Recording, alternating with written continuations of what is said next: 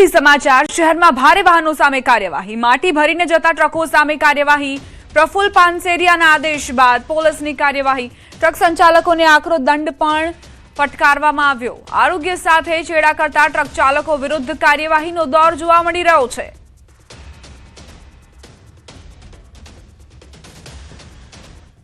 અરવલ્લીમાં મહિલાને મેસેજ કરી હેરાનગતિ કરી હોવાનો મામલો પિટિશનર દાખલ કર્યા પછી અંતે 3 મહિના પછી ફરિયાદ નોંધાવી। શરૂઆતમાં પોલીસ દ્વારા ફરિયાદ નોંધાવવામાં ન આવતા પીડિતાએ ગુજરાત રાજ્ય માનવ અધિકાર આયોગમાં પિટિશનર દાખલ કરી। પોલીસ તપાસમાં સામે આવ્યું છે કે આરોપી રાજસ્થાનના માડલી ગામનો વતની છે। આરોપીએ મહિલાને સોશિયલ મીડિયા પર મેસેજ કરી સતત માનસિક ત્રાસ આપતો હતો। હાલ મેઘરજ પોલીસે આ મામલે ગુનો નોંધી આરોપીને ઝડપી પાડવા ચક્રો ગતિમાન કર્યા છે। રાજસ્થાનના સિમલવાડાના માંડલી ગામના એક વતની છે રોહિતભાઈ રૂપાભાઈ ડામોર કરીને એમના વિરુદ્ધમાં ગુનો દાખલ કરવામાં આવેલ છે અને તપાસ હાલ ચાલુમાં છે। દ્વારકામાં જિલ્લા પંચાયત તાલુકા પંચાયત અને નગરપાલિકાના પ્રમુખ પદ માટે ભાજપ દ્વારા સેન્સ પ્રક્રિયા શરૂ કરાઈ। પ્રદેશ ભાજપના નિરીક્ષકોની હાજરીમાં ખંભાળિયા સ્થિત કમલમ કાર્યાલય દાવેદારોનો ભારે ધસારો જોવા મળ્યો। આ પ્રક્રિયામાં હરિભાઈ પટેલ આશીષભાઈ દવે અને બીજલબેન પટેલ હાજર રહ્યા। જિલ્લા પંચાયત સહિત ખંભાળિયા ભાણવડ દ્વારકા અને કલ્યાણપુર તાલુકા પંચાયતો તેમજ ખંભાળિયા પાલિકા માટે દાવેદારોએ સમર્થકો સાથે દાવેદારી નોંધાવી।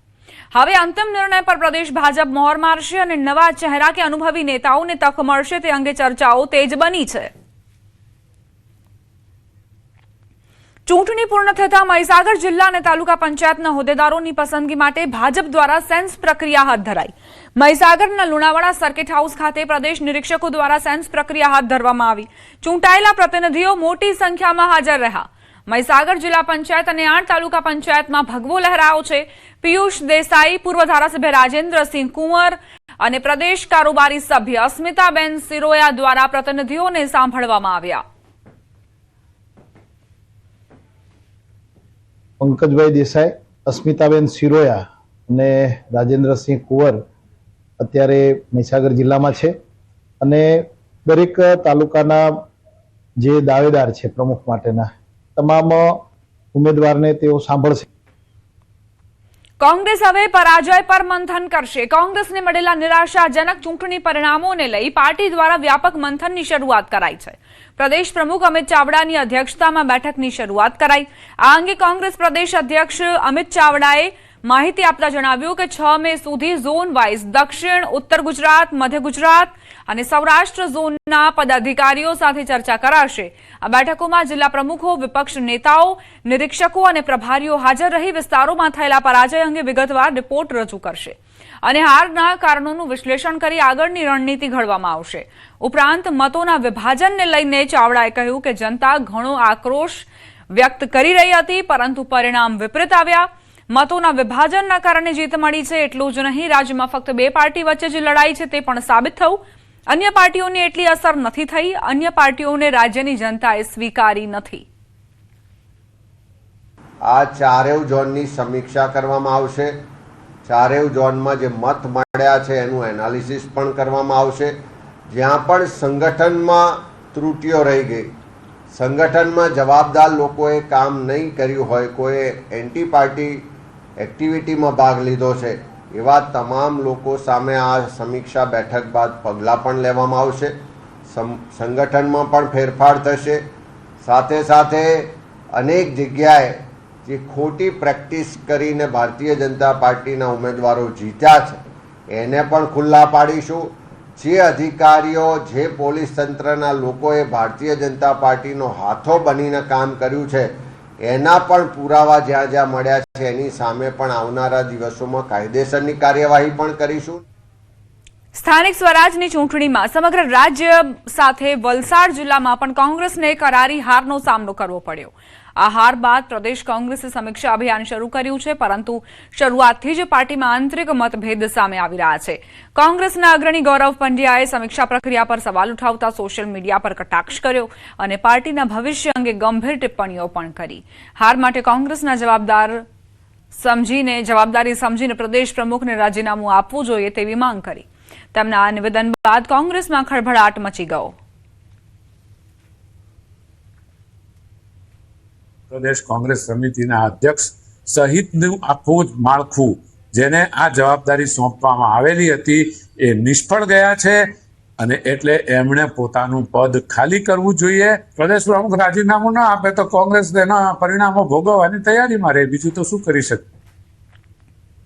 રાજ્યમાં તાજેતરમાં યોજાયેલ સ્થાનિક સ્વરાજની ચૂંટણીઓમાં બોટાદ જિલ્લામાં ભારતીય જનતા પાર્ટીએ શાનદાર પ્રદર્શન કર્યું. ત્યારે આજે બોટાદ સર્કિટ હાઉસ ખાતે ભારતીય જનતા પાર્ટી દ્વારા હોદ્દેદારોની પસંદગી માટે સેન્સ પ્રક્રિયા હાથ ધરાઈ. જિલ્લા અને તાલુકાની 4 તાલુકા પંચાયતો અને 2 નગરપાલિકાઓ માટેની સેન્સ પ્રક્રિયા યોજાઈ હતી. સેન્સ પ્રક્રિયા દરમિયાન નિરીક્ષકો દરેક સભ્યનો વ્યક્તિગત અભિપ્રાય લેશે અને ત્યારબાદ સંભવિત નામોની પેનલ બનાવી પ્રદેશ કક્ષાએ મોકલવામાં આવશે. બોટાદ જિલ્લામાં ક્લીન સ્વીપ કર્યા બાદ ભાજપના કાર્યકરોમાં ભારે ઉત્સાહ જોવા મળ્યો.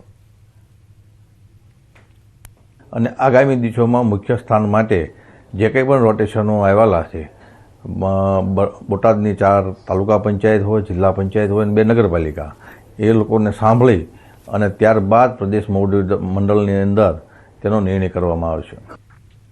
વડોદરામાં 150 કરોડના ખર્ચે નિર્માણ પામેલ મધ્ય ગુજરાતના સરદાર ધામનું 11 મેના રોજ પ્રધાનમંત્રી મોદીના હસ્તે લોકાર્પણ થવાનું છે. આ પૂર્વે નડિયાદમાં પાટીદાર સમાજની મહત્વની બેઠક યોજાઈ હતી. પીપલક ચોકડી પાસે આવેલ 27 પાટીદાર સમાજની વાડી ખાતે કાર્યક્રમની તૈયારીઓ અંગે સંકલન મીટિંગ મળી હતી.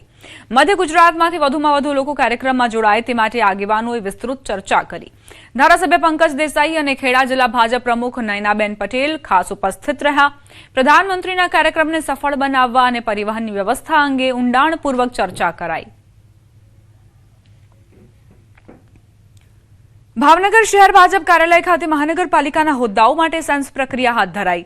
52 બેઠકમાંથી 44 બેઠકો પર જીત બાદ મેયર, ડેપ્યુટી મેયર, સ્ટેન્ડિંગ કમિટીના ચેરમેન સહિતના પદો માટે સેન્સ લેવામાં આવી.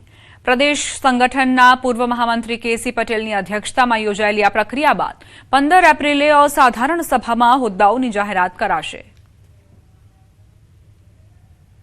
ત્યારે આગામી દિવસોની અંદર mayor, deputy mayor, standing chairman, પક્ષના નેતા અને દંડક આની માટેની પ્રક્રિયા હાથ ધરવાની રહેશે. ત્યારે ભારતીય જનતા પાર્ટીની જે પદ્ધતિ મુજબ પહેલાં જે નિરીક્ષકો આવશે અને નિરીક્ષકો અત્યારે તમામ જે અપેક્ષિત કોરમ છે એમને સાંભળી અને પ્રદેશમાં જવાના છે. ત્યારબાદ પાર્લામેન્ટરીની અંદર mayor, deputy mayor, chairman, standing chairman, નેતા અને દંડક માટેની નિમણૂક માટેની પ્રક્રિયા હાથ ધરાશે.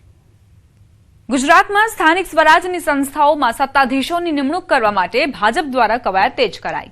ત્યારે પોરબંદર જિલ્લામાં મહાનગરપાલિકાના મેયર, ડેપ્યુટી મેયર તથા સ્ટેન્ડિંગ કમિટીના ચેરમેન માટે જિલ્લા અને તાલુકા પંચાયતોના પ્રમુખ તથા કારોબારી અધ્યક્ષોની વરણી માટે પ્રદેશ ભાજપ દ્વારા નિયુક્ત નિરીક્ષકોએ સેન્સ પ્રક્રિયા કરી. સેન્સ પ્રક્રિયા માટે પ્રદેશ ભાજપમાંથી નિરીક્ષક રજની પટેલ સહિતના આગેવાનોએ ચૂંટાયેલા સભ્યો અને સંગઠનના હોદ્દેદારો સાથે 1-to-1 પરામર્શ કરી લોકોની અપેક્ષાઓ અને યોગ્ય ઉમેદવારોના નામો અંગે મંથન કરાયું. ચર્ચાના આધારે અહેવાલ તૈયાર કરી પ્રદેશ ચૂંટણી સમિતિને સોંપવામાં આવશે અને સમિતિ જે આખરી નિર્ણય લેશે તે તમામને માન્ય રહેશે.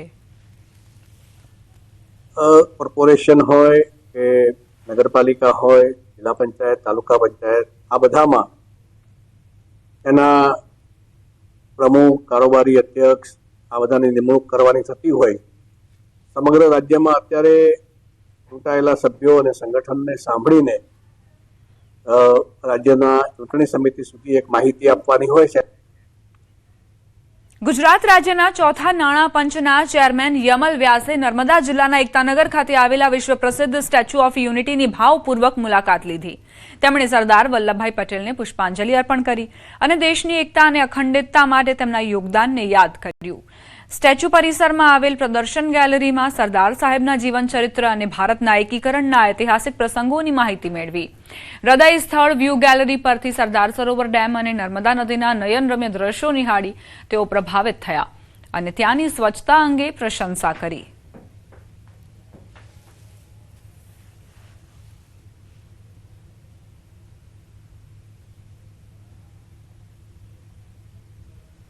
પર્યટકોથી માંડીને અભ્યાસ કરવાવાળા લોકો, નિષ્ણાતો, આ બધાને માટે એક ઉદાહરણ બને એવું સ્ટેચ્યુ ઓફ યુનિટી બન્યું છે. એવી જ એકતાનગરના પૂરા જિલ્લાની જે વિકાસ થયો છે અને જે ઝીણવટપૂર્વક વિદેશને ટક્કર મારે એવા પાર્ક બનાવવામાં આવ્યા છે, એવા સ્થળ ઊભા કરવામાં આવ્યા છે અને જે સ્વચ્છતા મેન્ટેન થઈ રહી છે એ હું માનું છું કે દેશના કોઈ ભાગમાં આટલું સુંદર સ્વચ્છ કોઈ એક સ્થળ વિકાસ પામ્યું નહીં હોય. પ્રથમ જ્યોતિર્લિંગ શ્રી સોમનાથ મંદિર ખાતે ચાલી રહેલા સોમનાથ સ્વાભિમાન પર્વ અંતર્ગત દિલ્હીથી પધારેલા આશરે 1300 જેટલા યાત્રિકોએ સોમનાથ મહાદેવના દર્શન કરી ગંગાજળથી અભિષેક અને આરતી કરી ધન્યતા અનુભવી. આ પાવન અવસરે સોમનાથ ટ્રસ્ટ દ્વારા પધારેલા તમામ યાત્રિકોનું ઉષ્માભેર સ્વાગત કરવામાં આવ્યું. ટ્રસ્ટ દ્વારા યાત્રિકોને પવિત્ર ચંદન, ઉપવસ્ત્ર, અમૂલ્ય યજ્ઞ કીટ તેમજ પવિત્ર સોમ ગંગાજળ અર્પણ કરીને તેઓનું વિશેષ સન્માન કરાયું હતું. આ કાર્યક્રમ દરમિયાન યાત્રિકો દ્વારા એક અનોખી ભક્તિનો નજારો પણ જોવા મળ્યો. તમામ યાત્રિકોએ સોમનાથ મહાદેવની એક વિશાળ LED સ્ક્રીન સમક્ષ દીવડાઓ પ્રગટાવીને ભાવભેર આરતી ઉતારી હતી. આ ઉપરાંત તમામ શ્રદ્ધાળુઓએ સ્વાભિમાન પર્વ પર આધારિત વિશેષ ડોક્યુમેન્ટરી ફિલ્મ અને મંદિર પરિસરમાં પ્રદર્શિત થતો ઐતિહાસિક લાઇટ એન્ડ સાઉન્ડ શો નિહાળીને અભિભૂત થયા હતા.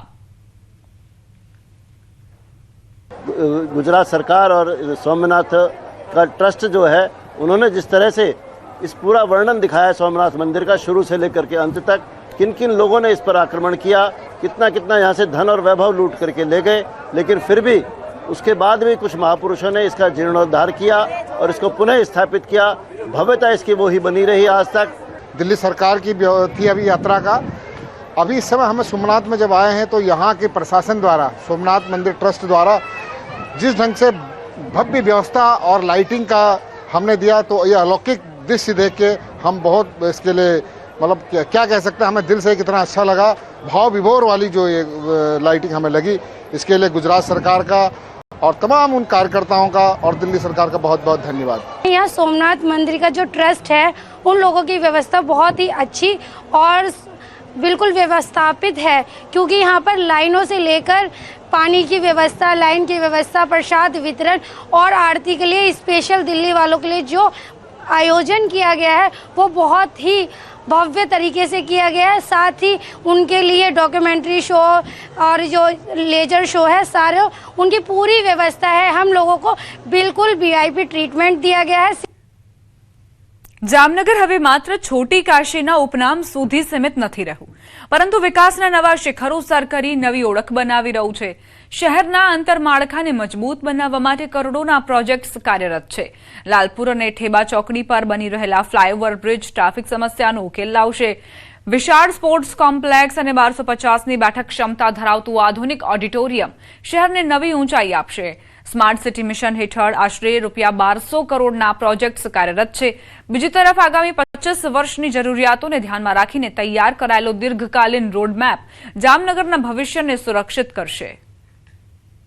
તો સરકાર દ્વારા નાગરિકોની સુખાકારી માટે છેલ્લા 30 વર્ષોમાં ઘણા કાર્યો કરવામાં આવેલ છે અને નવા એરિયા જે ડેવલપ થયેલા છે એ બધા એરિયામાં જલ સે નલ યોજના દ્વારા બધા વ્યક્તિઓના ઘર સુધી પાણી પહોંચી રહે એવી સુવિધા આ સરકાર દ્વારામાં કરવામાં આવેલ છે.